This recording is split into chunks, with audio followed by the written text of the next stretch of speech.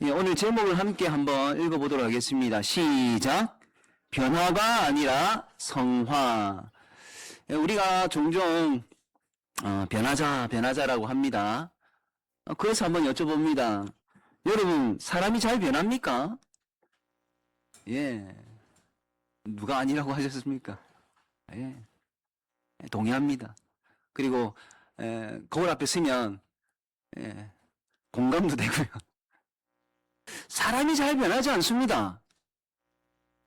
근데 자꾸 변하라고 하니까 이게 이제 결국엔 스트레스가 돼버립니다. 그런데 오늘 본문에서는요, 한 사람이 달라집니다. 어떻게 달라졌는지를 이제 살펴보려고 하는 거예요.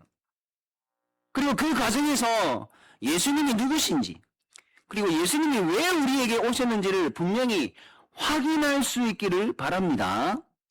자, 삭개오를 봅시다.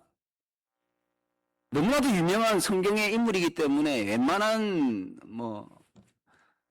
프로파일 다 알죠? 그죠? 다 아실 겁니다.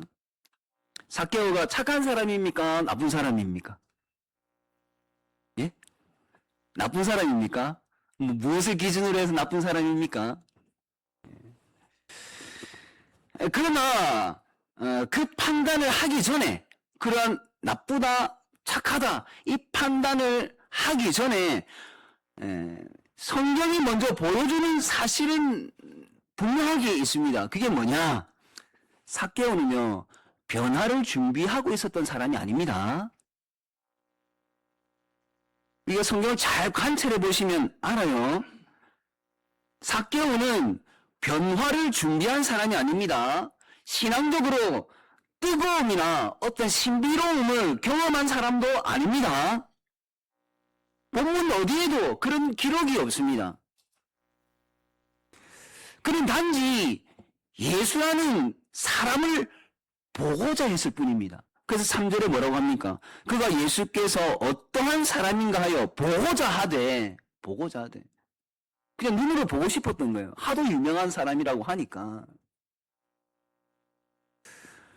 그런데 그 예수님을 볼 수 없었다라는 거죠. 왜죠? 3절 마지막에 있지 않습니까? 키도 작은 데다가 군중들 때문에 못 보겠는 거예요. 볼 수가 없는 겁니다. 여러분, 이 장면은 사실은요, 단순한 어떤 상황을 설명한 말씀이 아닙니다. 그냥 문자적으로 보면 그냥 사실을 기록한 그런 상황의 설명인데 단순하지가 않다라는 거예요. 그리고 삭개오의 어떤 내면보다는 삭개오의 입장이 있을 것이고, 삭개오의 어떤 위치가 있을 것이고, 삭개오가 처한 어떤 자리를 보여주고 있는 말씀이라는 겁니다. 삭개오는 오늘 본문 말씀을 보니까요, 유대인입니다. 여러분, 왜 유대인이라고 이렇게 밝힐까요? 아브라함의 혈통을 가진 사람이라는 것이죠. 그는 이방인이 아니라는 겁니다. 언약 밖에 있던 사람이 아니라는 겁니다. 지금으로 따지면, 이게 굉장히 중요한 포인트입니다. 지금으로 따지면 같은 교회 소속이라는 겁니다. 아직 예수님께서 십자가에 달려 죽으시고 부활하지 않았습니다. 그래서 피값 위에 세워질 교회가 아직 공식적으로 시작이 되지 않았습니다. 그래서 아직까지는 이스라엘 민족, 특히 유대인이 하나님의 백성들이고 구별된 백성들이고 지금으로 따지면 교회 같은 믿음의 공동체다라는 겁니다. 그래서 이 삭개오도 같은 믿음의 공동체 구성원이라는 거예요. 같은 교회 소속입니다. 자, 그런데 평탄합니까? 아니면은 분란이 있습니까? 계속 한번 살펴보면 답이 나오겠죠. 여러분, 삭개오의 직업이 뭡니까? 2절 말씀에 나와 있네요. 관찰하시면 바로 알 수 있는 직업입니다. 세리입니다. 세리가 누구냐면 우리나라로 치면요, 우리가 옛날에 우리 자녀들이 잘 알란가 모르겠다. 우리가 옛날에 일본에 식민지 생활을 했습니다. 그때 세금을 걷는 사람이 있는데 같은 민족 사람들끼리 이제 세금을 받고 주고 하는 거죠. 그러면 그 세금을 받아가지고 일본 사람들한테 바치는 거예요. 이게 참 알쏭달쏭합니다. 맡겨진 일을 열심히 하는데 이걸 나쁘다 하기도 그렇고 착하다고 하기도 그렇고, 그죠? 근데 문제가 있습니다. 오늘 말씀해 보니까 다시 돌아옵니다. 말씀으로. 이 삭개오도 그런 것처럼 세금을 걷어내는 사람인데, 같은 유대인들 동족의 세금을 받아가지고 로마에 바치는 사람인데, 문제는 부자라는 겁니다. 오늘 유치부 모임을 하면서 권사님에게 그리고 선생님들이 물어봤습니다. 이 정도 공무원이면 급수가 어느 정도 될까? 한 9급 공무원 될 것 같다라고 합니다. 여러분, 9급 공무원으로 부자가 될 수 있을까? 근데 부자라고 합니다. 이유가 뭘까요? 세금을 과하게 받아가지고 로마에 줄 건 주고 자기 뒷배를 채운 거죠. 그죠? 착한 사람일까요? 나쁜 사람일까요? 자, 동족에게 실제적인 상처를 주었다라는 겁니다. 같은 교회 소속 사람에게. 공동체 안에 신뢰를 무너뜨린 사람이 누구냐? 삭개오라는 겁니다. 그래서 그는 단지 미움받는 사람이 아니라 관계가 깨어진 사람이고요. 언약 공동체 안에서 사실상 그래서 미움받는 배제된 사람이다라는 겁니다. 여기서 우리는 중요한 사실을 보게 됩니다. 삭개오는 이방인처럼 사는 유대인이 아니라 언약 안에 있으면서도 언약의 관계를 스스로 훼손함으로써 공동체 밖으로 밀려난 사람이라는 거예요. 그는 멀리 있던 사람이 아니라 가까이에 있었기에 더 깊은 상처를 남긴 사람이라는 겁니다. 그러나 동시에 그를 배제한 공동체 역시 상처를 이유로 그를 완전히 언약 밖으로 밀어낼 사람인데 정말 밀어낼 권한이 있는 자들입니까? 없죠. 서로가 서로에게 상처 주고 상처받았다라는 겁니다. 그래서 예수님의 말씀, 이 사람도 아브라함의 자손이다 라는 이 말씀은요, 새로운 어떤 혈통을 만들어내는 그런 말씀이 아니고요. 깨어진 언약 관계를 하나님의 주권 아래에서 다시 회복시키는 말씀이라는 겁니다. 너희들끼리는 그러할 권한이 없다. 내가 그 권한을 가지고 있는 내가 이렇게 하겠다라는 이런 하나님의 말씀이라는 거죠. 그래서 이 말씀은요, 삭개오 개인에 대한 어떤 면제의 말씀이 아니라 그를 정죄하고 배제해왔던 그 공동체에게도 주어지는 하나님의 말씀이다. 하나님의 판결이다라는 것입니다. 이 말씀은 죄를 덮는 말씀이 아니라 책임을 전제로 한 회복의 시작이고요. 상처 입은 이 믿음의 공동체, 언약 공동체 전체를 향한 하나님의 구원의 말씀이다라는 것을 우리가 발견할 수 있어야 됩니다. 우리가 본문을 묵상하면서 가장 많이 함정에 빠지게 되는 것이 있습니다. 그 부분이 어느 부분이냐면 키 작은 삭개오가 나무에 올라갔다라는 이 말씀에 함정이 빠집니다. 여러분, 함정에 빠지는 건 좋은 겁니까? 안 좋은 겁니까? 함정에 빠지는 건 위험한 거죠. 이 내용을 묵상하면서 질문을 던집니다. 왜 삭개오는 예수를 볼 수 없었는가? 왜 그는 나무 위에 올라가야 했는가? 그러면서 우리도 나무 위에 올라가자. 예수님을 그렇게 해서 보자. 이런 식으로 계속 해석하고 적용을 한단 말이에요. 그리고 이런 모습은 인간의 어떤 전형적인 모습이지 않습니까? 그죠? 사람은 하나님을 전혀 원하지 않는 존재이기 때문에 조금 이렇게 하면 할 수 있다. 뭐 이런 식으로 자꾸 적용을 한단 말이에요. 오히려 많은 경우에 사람은 하나님을 보고 싶어 합니다. 그러니 좀 열심히 해보자. 이런 식으로 적응을 시킵니다. 그러나 성경은 분명히 말씀합니다. 사람은 스스로 하나님께 나아갈 수 없는 존재다. 여러분, 사람은 스스로 하나님 앞에 나아갈 수가 없습니다. 왜? 하나님은 거룩하신 분이기 때문에 거룩하지 않은 존재가 다가가면 성경 보니까 죽기도 하고요. 굉장히 위험해지더라고요. 그래서 삭개오는 나무 위로 올라갔는데 더 잘 보기 위해, 더 가까이 가기 위한 그런 선택을 했습니다.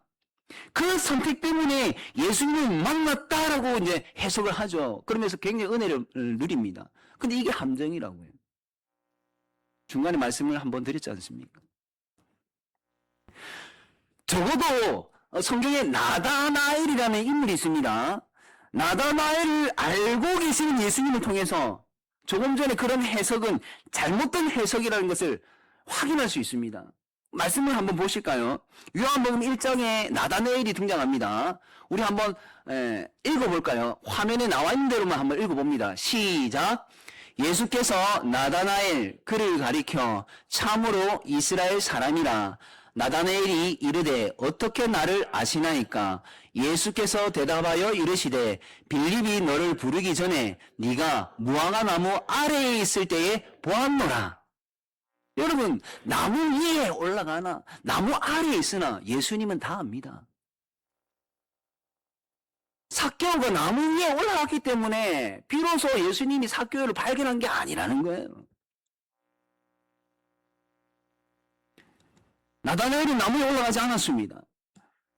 무엇인가를 증명하려고 애쓰지도 않았습니다. 그는 단지 나무 아래에 있었을 뿐입니다. 그럼 왜 예수님은 이미 나다나엘을 알고 계신다고요? 이미 보셨다라는 겁니다.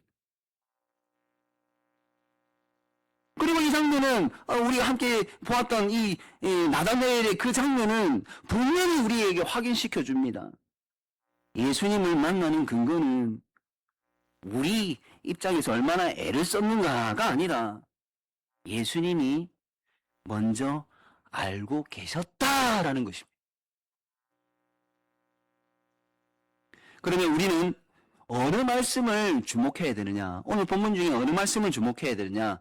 바로 5절입니다. 우리 한번 함께 읽어볼까요? 시작!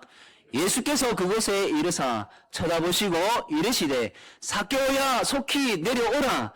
내가 오늘 내 집에 유하여야 하겠다 하시니. 아멘입니다. 내가 오늘 내 집에 유하여야 하겠다. 이 말씀에 주목을 하셔야 됩니다. 이 말씀은요, 어떤 우리가 소위 잘 표현하는 이런 초청하신다, 이런 초청의 의미가 아닙니다.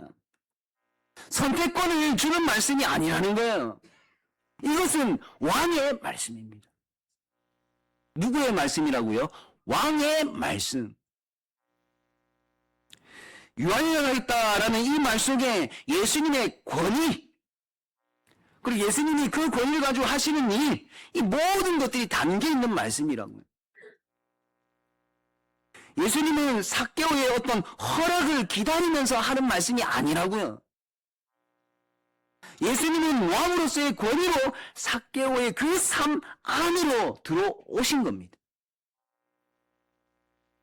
그리고 여기서 변화의 방향이 완전히 바뀝니다. 삭개오가 예수님을 초대한 것이 아니라 예수님이 삭개오를 찾아서 들어오셨습니다.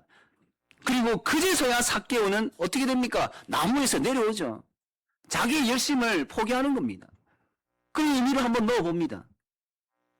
그리고 기쁨으로 예수님을 영접합니다.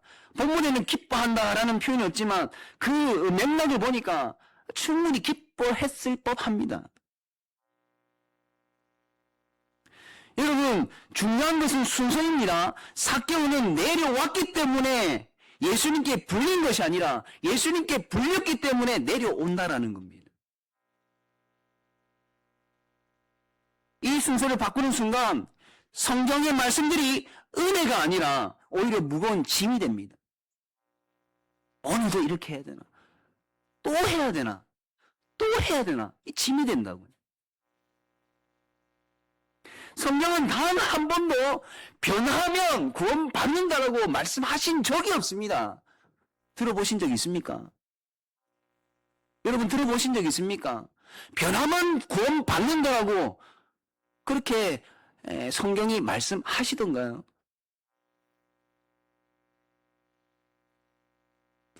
여러분 성경은 항상 이렇게 말합니다. 구원이 임하면 삶이 달라진다. 다시 한번요. 구원이 임하면 삶이 그제서야 달라지는 겁니다.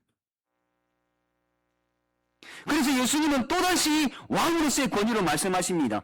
오늘 구원이 이 집에 이르렀다.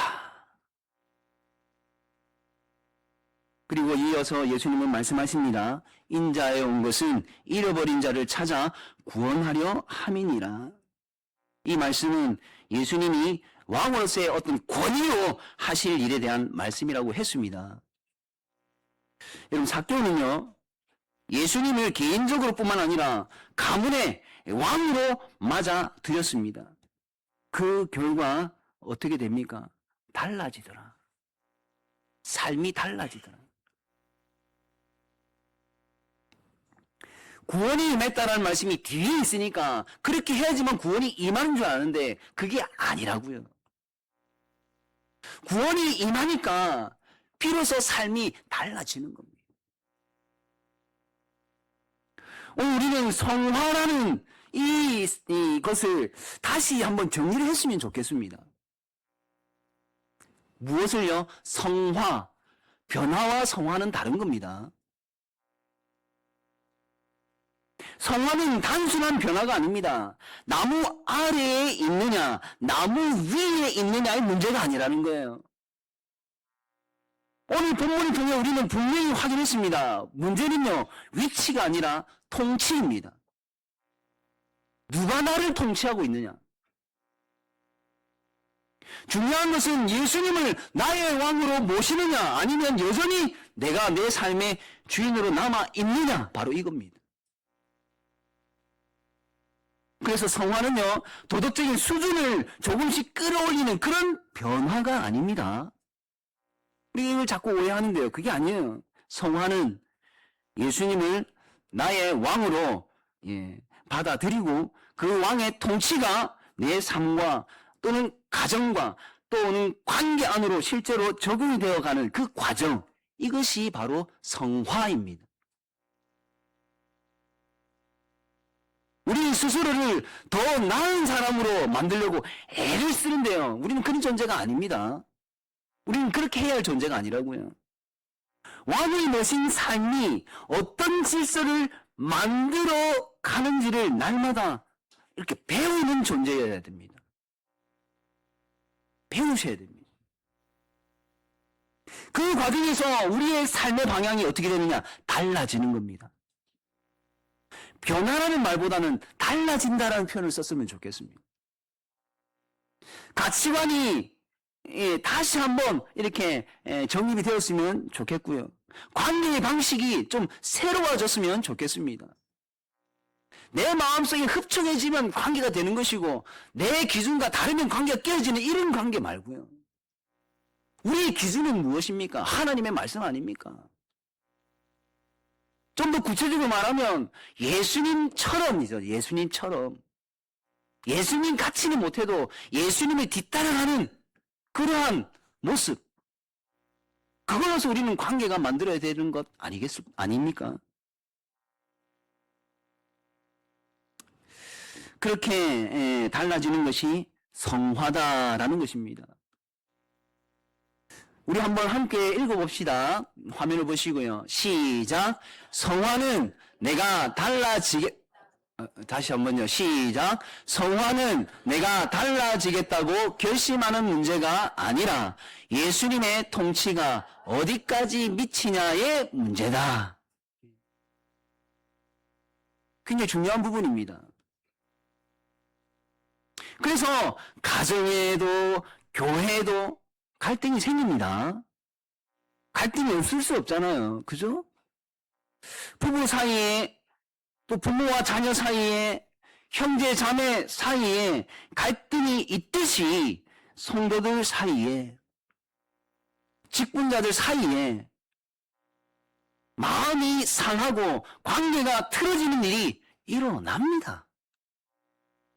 어떻게 한 번도 안 일어날 수가 있겠습니까? 그때 우리는 종종 이렇게 생각을 하죠. 저 사람이 변하면 문제가 해결될 텐데. 저 사람이 조금만 내려놓으면 괜찮을 텐데. 이 생각 자체가 잘못된 건 아니에요. 어느 정도 맞을 수 있습니다. 사실 그렇게 해서 관계가 바로 세워지기도 합니다. 그러나 그게 100%는 아니라는 겁니다. 생각이 계속 상대에게 머물 때에 어떻게 되느냐? 더 많은 확률적으로 갈등은 점점 더 깊어지더라 라는 것입니다. 이게 사실 우리 통계적으로 나오는 거 아닙니까? 한 번씩 이렇게 목사님들하고, 이제 저의 입장입니다. 목사님들하고 집에 어서 일이 있으면 이런 걸 조언을 구합니다. 좀 더 결혼생활 선배인 그런 목사들이 있거든, 동기들도 있거든요. 그러면 이렇게 저렇게 이야기하다가 니 괜히 끌어가지고 부스럼 만들지 마라, 이런 말씀들을 합니다. 예. 어떻게 뭔가를 해보려고 하면 더 골이 깊어지는 경우가 있다고요. 그럼 어떻게 해야 되느냐? 그럼 가만히 내버려 두느냐? 오늘 말씀에 그 답이 있더라는 거죠. 오늘 본문이 우리에게 던진 질문은 이것입니다. 갈등의 순간에 나는 누구의 왕권의 통치를 받고 있는가? 네. 이 부분입니다. 그리스도인들이 그 갈등은요, 의견 차이 때문만이 아니지 않습니까? 그죠? 일의 방식 때문만도 아닙니다. 그보다 더 깊은 곳에 대장이 되고 싶은 마음이 있는 거예요. 이 마음이 생기는 순간 갈등은 피할 수가 없습니다. 대장은요, 어떻습니까? 결정하죠. 지시합니다. 자신의 방식이 옳다고 생각합니다. 그래서 따라오지 않으면 나고자 하는 가감하게 잘라버리는 게 세상에서 말하는 대장입니다. 그러나 성경은 세상 사람들이 원하는 그런 대장이 되라고 하시지 않습니다. 예수님을 닮은 진정한 리더가 되라고 하십니다. 예수님께서 어떻게 하셨습니까? 예수님께서 12명의 제자들을 데리고 어떻게 하셨습니까? 굳이 제 입으로 다 말씀 안 드려도 웬만한 건 다 하시지 않습니까? 예수님이 희생하셨죠. 예수님이 더 책임지셨죠. 예수님이 더 아파하셨죠. 그러면서 예수님이 어떻게 합니까? 아주 하나 예를 들면 세족식 아닙니까? 선생님에서도 제자들 발을 씻겨주는 이 모습, 이게 대장이 이렇게는 안 하죠. 대장이고 싶은 사람은 그렇게 못합니다. 하지만 성경에서 말씀한 진정한 리더는 그렇게 한다라는 겁니다.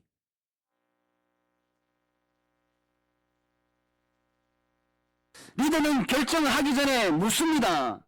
지시하기 전에 듣습니다. 자신이 최종 권위자가 아님을 알고 있거든요.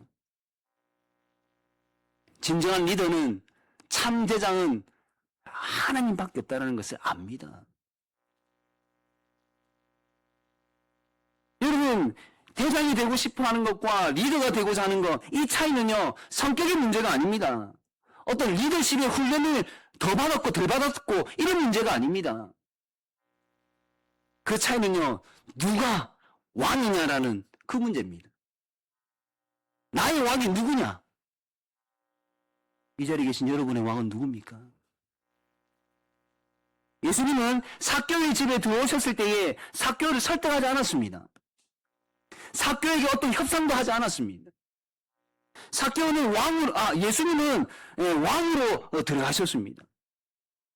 그리고 왕이 들어오시자 그 집에 어떻습니까? 질서가 바뀌는 거죠. 달라지는 겁니다. 마찬가지입니다. 교회 안에 갈등이 해결되지 않는 이유, 성령 하나님께 역사하지 않으셨다, 이런 거는 두 번째, 세 번째 좀 잠시 내려놓고요. 때로는 우리가 왕을 모시지 않은 채 그냥 열심만 내고는 있지 않나? 이것을 한번 우리가 점검해 보았으면 좋겠다라는 겁니다. 누구를? 예수님을. 성화는요, 그래서 다툼이 없어지는 것이 성화가 아닙니다. 성화는 다툼의 순간에 권력을 어떻게 사용하는가, 권위를 어떻게 달라지게 하는가, 이 부분입니다. 여러분, 한 교회의 담임 목사, 특히 당회장이라는 직책을 가진 위임을 받은 목사의 권위가 생각보다 꽤 됩니다. 하지만 그럼에도 불구하고 그 권위를, 그 권세를 어떻게 사용할 것인가, 이 부분이 굉장히 중요하다고요. 대장은 갈등 속에서 자신의 권위를 증명하려고 자꾸 노력하고 하지만 성화된 리더는 그 갈등 속에서 자기 위에 계신 진정한 왕, 그 왕의 뜻을 묻습니다. 그래서 성화는요, 이렇게 나타납니다. 말을 줄이고 귀를 더 열고 결정을 좀 미루고 기도로 시간을 좀 벌 줄 아는 그런 모습을 가진 자가 리더죠. 이것은 약함이 아니라 나의 왕을 신뢰하는 어떤 강함이라고 할 수 있겠네요. 갈등이 생기고 그 갈등이 길어지면 사실 목사님 저도 유혹받습니다. 빨리 정리하고 싶고 누가 옳은지 가려주고 싶고 그러다가 내리를 이제 스칩니다. 사람을 바꾸는 거는 목사인 내가 아니라 왕이신 예수님이잖아. 사랑하는 성도 여러분, 우리는 회개 없는 봉합을 시도하지 말아야 됩니다. 그 대신에 이렇게 물어야 합니다. 지금 이 자리에서 나는 왕이고 싶어 하는가? 아니면 왕 아래 서 있는가? 어쩌면 우리 안에 일어나는 갈등은요, 우리가 다시 한번 누구의 통치를 받고 있는지를 점검을 하라는 그런 은혜의 어떤 신호가 아닐까요? 여러분의 믿음의 가정에 갈등이 있으십니까? 개인적으로 성령 하나님과 육체의 소욕과 성령 하나님의 어떤 뜻이 자꾸 부딪히는 갈등이 있습니까? 그러한 갈등이 있을 때에 내가 누구의 통치를 받고 있는지, 우리 믿음의 가정이 누구의 통치를 받고 있는지를 점검하는 은혜의 어떤 신호로 여겼으면 좋겠습니다. 대장이 아니라 리더가 되는 것, 그것은 성격이 좋아지는 일이 아닙니다. 예수님을 왕으로 모신 사람에게 맺어지는 열매입니다. 오늘 우리 각자의 자리와 위치에서 다시 한번 왕이신 예수 그리스도께 그 자리를 내어드리는 참된 성화의 길을 걸어가는 저와 여러분이 되기를 간절히 바랍니다. 기도하겠습니다. 아버지 하나님, 왕으로 다가오신 예수 그리스도를 찬양합니다. 오늘 말씀 앞에서 우리가 얼마나